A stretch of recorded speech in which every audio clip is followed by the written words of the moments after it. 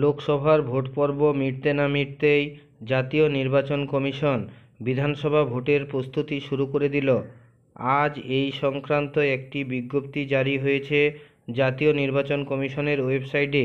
বিজ্ঞপ্তিতে বলা হয়েছে, 60টি রাজ্যে মোট 13টি বিধানসভায় এমএলএদের মৃত্যুজনিত কারণ বা রেজিগনেশনের কারণে যে শূন্যস্থান তৈরি হয়েছে তা পূরণের জন্য এই বিজ্ঞপ্তি দিয়েছে জাতীয় নির্বাচন কমিশন।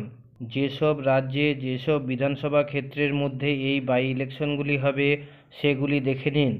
এর মধ্যে রয়েছে বিহার রাজ্যের 1টি বিধানসভা কেন্দ্র, পশ্চিমবঙ্গ রাজ্যের 4টি বিধানসভা কেন্দ্র, তামিলনাড়ুর 1টি বিধানসভা কেন্দ্র, মধ্যপ্রদেশের 1টি বিধানসভা কেন্দ্র, উত্তরাখণ্ডের 2টি বিধানসভা কেন্দ্র, পাঞ্জাবের 1টি বিধানসভা কেন্দ্র, হিমাচল প্রদেশের 3টি বিধানসভা কেন্দ্র।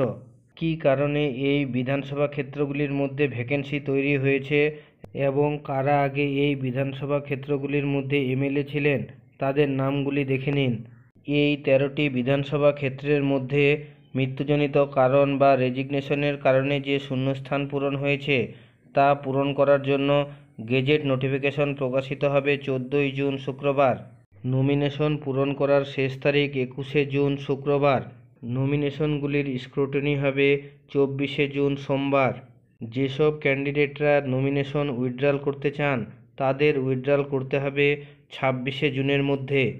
10ই জুলাই এই বিধানসভা ক্ষেত্রগুলির মধ্যে ভোট হবে এবং 13ই জুলাই এই সব বিধানসভা ক্ষেত্রের কাউন্টিং হবে। 15ই জুলাইয়ের মধ্যে ইলেকশন সংক্রান্ত যাবতীয় কাজ শেষ করতে হবে। যে কোনো আপডেট আসলে আমি আপনাদের সাথে শেয়ার করি। ভালো লাগলে লাইক দেবেন, শেয়ার করবেন।